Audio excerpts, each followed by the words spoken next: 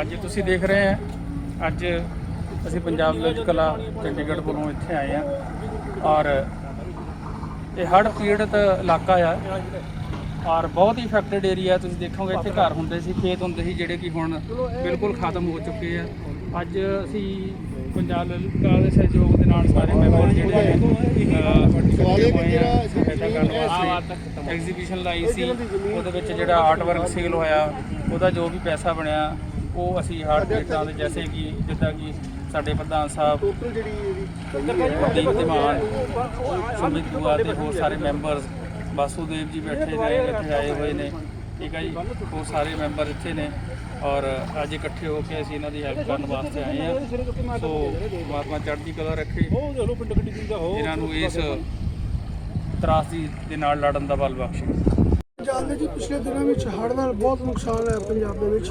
ਇਹ ਵਾਲਾ ਏਰੀਆ ਜਿਹੜਾ ਤੁਸੀਂ ਆਸ-ਪਾਸ ਦੇਖ ਰਹੇ ਹੋ, ਇੱਥੇ ਪੰਜਾਬ 'ਚ ਸਭ ਤੋਂ ਵੱਡਾ ਨੁਕਸਾਨ ਕਿਹਾ ਜਾਂਦਾ, ਮੰਨਿਆ ਜਾਂਦਾ। ਬੰਨ੍ਹ ਟੁੱਟ ਗਿਆ ਸੀ, ਦਰਿਆ ਸਾਡੇ ਪਿੱਛੋਂ ਦੀ ਦੂਰੋਂ ਦੀ ਚੱਲਦਾ ਸੀ, ਲੇਕਿਨ ਬੰਨ੍ਹ ਟੁੱਟਣ ਕਰਕੇ ਸਾਰਾ ਪਾਣੀ ਇਹਦੇ ਪਿੰਡ ਦੇ ਵਿੱਚ ਆ ਗਿਆ। ਲਗਭਗ 6-7 ਫੁੱਟ ਪਾਣੀ ਭਰ ਗਿਆ। ਬਹੁਤ ਸਾਰਾ ਪਾਣੀ 1 ਮਹੀਨੇ ਬਾਅਦ ਉਤਰ ਗਿਆ। ਲੇਕਿਨ ਇਹ ਜਿਹੜਾ ਤੁਸੀਂ ਦਰਿਆ ਦੇਖ ਰਹੇ ਹੋ, ਇਹ ਅਸਲੀ ਦਰਿਆ ਨਹੀਂ ਹੈ, ਇਹ ਹਲੇ ਵੀ ਪਿੰਡ ਹੀ ਹੈ। ਪਿੰਡ ਦੇ ਵਿੱਚੋਂ ਦੀ ਦਰਿਆ ਨੇ ਆਪਣਾ ਰਸਤਾ ਬਣਾ ਲਿਆ ਔਰ 20 ਫੁੱਟ ਡੂੰਘਾ ਹੋ ਗਿਆ। ਇੱਥੇ 10 ਘਰ ਐਸੇ ਸੀਗੇ, 9 ਘਰ ਜਿਹੜੇ ਪਾਣੀ ਦੇ ਵਿੱਚ ਡੁੱਬ ਗਏ। ਉਹਨਾਂ ਦੀ ਛੱਤ ਦੇ ਉੱਤੋਂ ਦੀ ਪਾਣੀ ਨਿਕਲ ਗਿਆ ਤੇ ਸਾਰੀਆਂ ਜ਼ਮੀਨਾਂ ਨੁਕਸਾਨ ਹੋ ਗਿਆ। ਔਰ ਇੱਧਰ ਵੀ ਜੋ ਹਾਲਾਤ ਨੇ, ਦੂਰ ਦੂਰ ਤੱਕ ਰੇਤਾ ਹੀ ਰੇਤਾ ਹੈਗੀ ਹੈ। ਲੱਗਦਾ ਨਹੀਂ ਅਗਲੇ ਕੁਝ ਸਾਲ ਤੱਕ ਇੱਥੇ ਖੇਤੀਬਾੜੀ ਕਿਤੇ ਹੋ ਪਾਏਗੀ। ਤੇ ਅੱਜ ਅਸੀਂ ਪੰਜਾਬ ਲਲਿਤ ਕਲਾ ਅਕੈਡਮੀ ਦੇ ਕੁਝ ਕਲਾਕਾਰ, ਕੁਝ ਮੈਂਬਰ ਜਿਨ੍ਹਾਂ ਨੇ ਆਪਣੀਆਂ ਪੇਂਟਿੰਗਸ ਬਣਾ ਕੇ, ਕੁਝ ਪੇਂਟਿੰਗ ਸਾਥੀਆਂ ਕੋਲ ਇਕੱਠੀਆਂ ਕਰਕੇ ਇੱਕ ਸੇਲ ਲਗਾਈ ਸੀ। ਉਸ ਸੇਲ ਵਿੱਚੋਂ ਜੋ ਕੁਝ ਬਚਿਆ, ਅੱਜ ਜੋ ਕੁਝ ਪੈਸੇ ਇਕੱਠੇ ਹੋਏ ਸੀ, ਉਹ ਪਿੰਡ ਦੇ ਸਰਪੰਚ ਨੂੰ ਲੈ ਕੇ ਇੱਕ ਤਰ੍ਹਾਂ ਨਾਲ ਪਿੰਡ ਨੂੰ ਅਡਾਪਟ ਕੀਤਾ ਹੈ।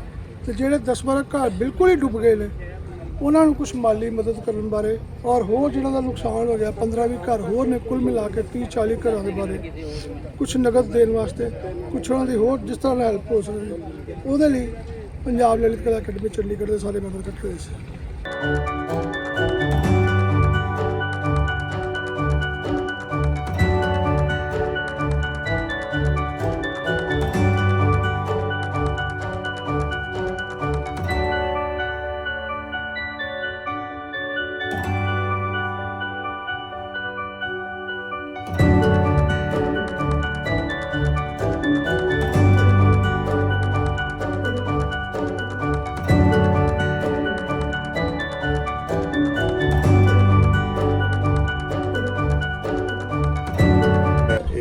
ਮੁਹਿੰਮ ਲਈ ਤੇ ਉਹਦੇ ਵਿੱਚ ਉਹ ਬੜੇ ਅੱਛੀ ਤਰ੍ਹਾਂ ਸੇਲ ਹੋਈਆਂ ਨੇ ਤੇ ਅਸੀਂ ਇੰਨਾ ਅੱਛਾ ਪੈਸਾ ਇਕੱਠਾ ਕਰ ਸਕੇ ਹਾਂ। ਤੇ ਅਸੀਂ ਇਹ ਵੀ ਮਾਣ ਮਹਿਸੂਸ ਕਰ ਰਹੇ ਹਾਂ ਕਿ ਅਸੀਂ ਐਕਚੁਅਲ ਦੇ ਵਿੱਚ ਉਹਨਾਂ ਲੋਕਾਂ ਤੱਕ ਇੱਥੇ ਪਹੁੰਚੇ ਹਾਂ ਜਿਨ੍ਹਾਂ ਨੂੰ ਇਹ ਸਾਰਾ ਨੁਕਸਾਨ ਹੋਇਆ ਤੇ ਅਸੀਂ ਉਹਨਾਂ ਨੂੰ ਅੱਜ ਅਸੀਂ ਚੈੱਕ ਜਿਹੜੇ ਨੇ ਹੈਂਡ ਓਵਰ ਕਰ ਦਿੱਤੇ। ਅਖਬਾਰ ਦੇ ਵਿੱਚ, ਟੀਵੀ ਦੇ ਉੱਤੇ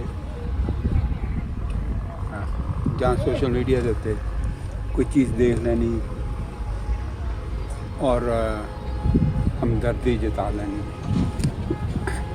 ਇੱਕ ਹੋਰ ਚੀਜ਼ ਹੈ, ਪਰ ਜਦੋਂ ਤੁਸੀਂ ਰੀਅਲ ਗਰਾਊਂਡ 'ਚ ਪਹੁੰਚਦੇ ਹੋ ਤੇ ਹੁਣ ਤਾਂ ਅਸੀਂ ਜੋ ਕੁਝ ਵਾਪਰ ਗਿਆ ਸਿਰਫ ਉਹਦੀ ਤਬਾਹੀ ਦੇਖ ਰਹੇ ਹਾਂ ਔਰ ਕਲਪਨਾ ਤੋਂ ਬਾਹਰ ਆ ਜਿੰਨਾ ਨੁਕਸਾਨ। ਇਹ ਰੇਤ ਦੇ ਪਹਾੜ ਨੇ, ਟਿੱਲੇ ਨੇ, ਜਿਹੜੇ ਦਰਿਆ ਨੇ ਇਸ ਜ਼ਰਖੇਜ਼ ਜ਼ਮੀਨ ਦੇ ਉੱਤੇ ਜਿਹਨੂੰ ਕਹਿੰਦੇ ਰੇਤ ਆ ਸੁੱਟੀ। ਤੇ ਬਚਪਨ ਦੇ ਵਿੱਚ, ਜਵਾਨੀ ਦੇ ਵਿੱਚ ਸੁਣਿਆ ਸੀ ਕਿ ਦਰਿਆ ਜਦੋਂ ਆਪਣਾ ਵਹਿਣ ਬਦਲਦੇ ਨੇ ਤਾਂ ਬਹੁਤ ਤਬਾਹੀ ਕਰਦੀ।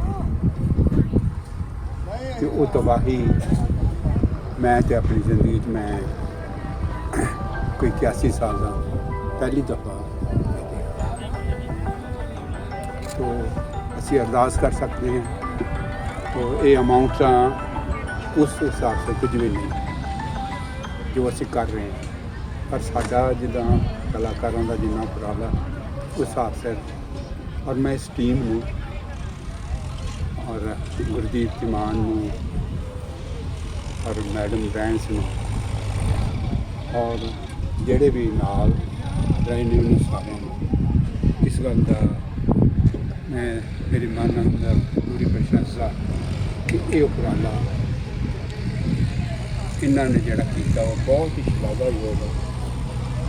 और रब ना करे जदों भी कोई इदा गल ना वापरे, पर जदों भी कुछ वापरे तो साडी आर्टिस्ट कम्यूनिटी नाल तुहाडा सारिआं दा बहुत धन्यवाद। जो हालात है वो देख करके मतलब अंदर से दिल रो रहा है। और ऐसे में कलाकारों ने जो संवेदनशीलता का परिचय दिया है और ये मिनी मैम ने जो सोचा और इसको पंजाब कला भवन ने, हमारे धीमान साहब ने, दुआ साहब ने और आप सब कलाकारों ने जो मदद की, उससे ये संभव हो पाया है। पूरे हिंदुस्तान के कलाकारों ने इसमें योगदान दिया है और मैंने तो इससे पहले जब कभी देखा इतना बड़ा काम नहीं देखा। और ये वाकई में इतनी बड़ी तबाही भी है। इसके लिए जो किया जाए वो थोड़ा है। हम लोग जो बहुत ही थोड़ा कुछ कर पा रहे हैं, सिर्फ संतोष ये है कि वो सही जगह जा रहा है, सही लोगों के बीच में जा रहा है, पूरी नेक नियति से काम हुआ है। ईश्वर इन सबको वो ताकत दे कि वो दोबारा अपनी स्थिति को संभाले। जिनका घर चला गया, दरिया ने रास्ता बदल लिया, ब्यास दरिया ने, अब सब कुछ ऐसा हो गया है। अब सरकार को कुछ करना पड़ेगा तो इनको इनकी ज़मीन की जगह कुछ ज़मीन का टुकड़ा दे जिससे ये अपना जीविका उपार्जन कर सके। मैं इतना ही कहूँगा। जय हिंद, जय भारत। ਪੰਜਾਬ ਦੀ ਬਾਂਹ ਫੜਨ ਦੀ ਕੋਸ਼ਿਸ਼ ਕੀਤੀ ਹੈ। ਜੋ ਵੀ ਉਪਰਾਲਾ ਕੀਤਾ ਗਿਆ ਪੰਜਾਬ ਦੇ ਹੜ੍ਹ ਪੀੜਤਾਂ ਨੂੰ ਸਹਾਇਤਾ ਕਰਨ ਵਾਸਤੇ, ਉਹਨਾਂ ਦਾ ਬਹੁਤ ਬਹੁਤ ਧੰਨਵਾਦ। ਅਸੀਂ ਜਿਵੇਂ ਕਿ ਹੁਣ ਪਹਿਲਾਂ ਗੁਰਦੀਪ ਜੀ ਨੇ ਔਰ ਆਪਣੇ ਬਰਜੇਸ਼ ਜੀ ਨੇ ਔਰ ਸਾਰਿਆਂ ਨੇ ਦੱਸਿਆ ਕਿ ਅਸੀਂ ਗਰਾਊਂਡ ਜ਼ੀਰੋ ਤੇ ਪਹੁੰਚੇ ਹੋਏ ਹਾਂ। ਔਰ ਇਹ ਪਹਿਲੀ ਕਹਿ ਲਓ ਕਿ ਅੱਜ ਤੱਕ ਜਿੰਨੀ ਵੀ ਮੇਰੀ ਲਾਈਫ ਰਹੀ ਹੈ, ਪਹਿਲੀ ਵਾਰ ਇਸ ਤਰ੍ਹਾਂ ਹੋਇਆ ਕਿ ਕਲਾਕਾਰਾਂ ਨੇ ਮਿਲ ਕੇ ਕਿਸੇ ਇਹੋ ਜਿਹੀ ਕੁਦਰਤੀ ਆਪਦਾ ਜਿਹੜੀ ਆਈ ਹੈ ਪੰਜਾਬ 'ਤੇ, ਮਿਲ ਕੇ ਉਹਨਾਂ ਦੇ ਵਿੱਚ ਆਪਣਾ ਹਿੱਸਾ ਜਾਂ ਕਹਿ ਲਓ ਕਿ ਉਹਨਾਂ ਦੀ ਮਦਦ ਕਰਨ ਵਾਸਤੇ ਪਹਿਲੀ ਵਾਰੀ ਉਪਰਾਲਾ ਕੀਤਾ ਹੋਇਆ। ਅਗਰ ਕੋਈ ਇਹੋ ਜਿਹੀ ਗੱਲ ਹੁੰਦੀ ਹੈ ਤਾਂ ਪੰਜਾਬ ਦੇ ਕਲਾਕਾਰ ਤੇ ਹੋਰ ਕਲਾਕਾਰ ਆਲ ਇੰਡੀਆ ਤੋਂ ਸਾਰੇ ਹੀ ਨਾਲ ਖੜੇ ਆ। ਬਹੁਤ ਬਹੁਤ ਸ਼ੁਕਰੀਆ, ਥੈਂਕ ਯੂ। ਹੋ ਗਿਆ ਤੇ ਜਦੋਂ ਇਧਰੋਂ ਟੁੱਟਾ ਵਾ 22 ਤਰੀਕ ਨੂੰ ਤੇ 3-4 ਦਿਨ ਪਾਣੀ ਨੇ ਕੋਈ ਨੁਕਸਾਨ ਜ਼ਿਆਦਾ ਨਹੀਂ ਕੀਤਾ।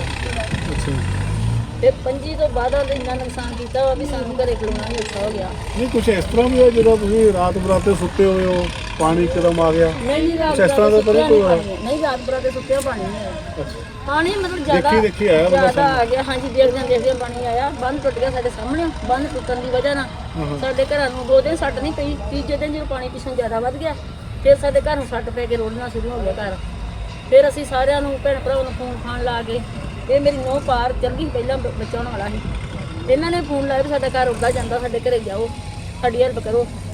ਫਿਰ ਬਾਬਾ ਜੀ ਸਰਿਆਲੀ ਸਾਹਿਬ ਵਾਲੇ ਜਿਹੜੇ ਆ, ਉਹਨਾਂ ਦੇ ਸੇਵਾਦਾਰ ਬਾਬਾ ਜੀ ਲੱਗੇ, ਉਹਨਾਂ ਨੇ ਬੰਦਿਆਂ ਨੂੰ ਘੱਲਿਆ, ਗਰਮੋਟ ਘੱਲੇ ਉਹਨਾਂ ਨੇ।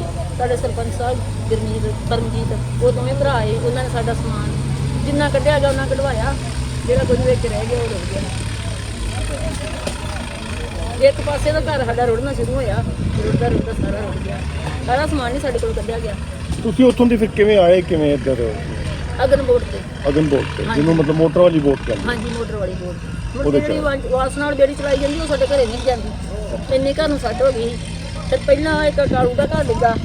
ਕਾਲੂ ਤੋਂ ਸੁੱਕੀ ਮਤਲਬ ਮਾਂ ਪੁੱਤ, ਉਹਨਾਂ ਦੇ ਬੱਚੇ ਵੀ ਹੈਗੇ ਆ, ਉਹ ਰਹਿੰਦੇ ਸੀ।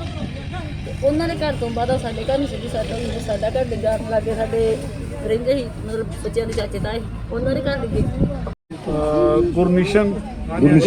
ਗੁਰਨਿਸ਼ਾਨ ਸਿੰਘ, ਬਲਜੀਤ ਸਿੰਘ,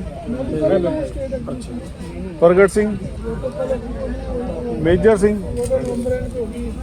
ਰਾਜਕੌਰ,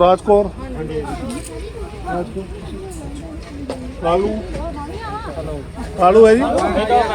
ਠੀਕ ਹੈ। ਬਲਵਿੰਦਰ ਸਿੰਘ ਬੇਟੀ ਇਹਨਾਂ ਦੀ ਨਹੀਂ, ਬਲਵਿੰਦਰ ਸਿੰਘ ਕਿੱਥੇ ਹੈ? ਦੱਸੋ ਬੱਚੇ ਕਿੱਥੇ ਨੇ? ਬੇਟਾ ਚੈੱਕ ਉਹਨਾਂ ਨੂੰ ਮਿਲਣਾ ਹੈਗਾ। ਇਹ ਚੱਕਰ ਹੈਗਾ ਨਾ, ਇਹ ਦੁੱਧ ਦਾ ਠੀਕ ਨੇ ਕਿ ਉਹ ਮੰਨ ਲਓ ਪਾਸੇ ਰਹਿ ਰਹੇ ਨੇ। ਭਾਈ ਨੇ ਗੱਲ ਕੀਤੀ ਸੀ ਇਹ ਗੁੜੀਆ ਚੱਲ ਫਿਰ ਨਹੀਂ ਸਕਦੇ ਨਾ, ਚੱਲ ਫਿਰ ਅੱਧ ਸਾਰੇ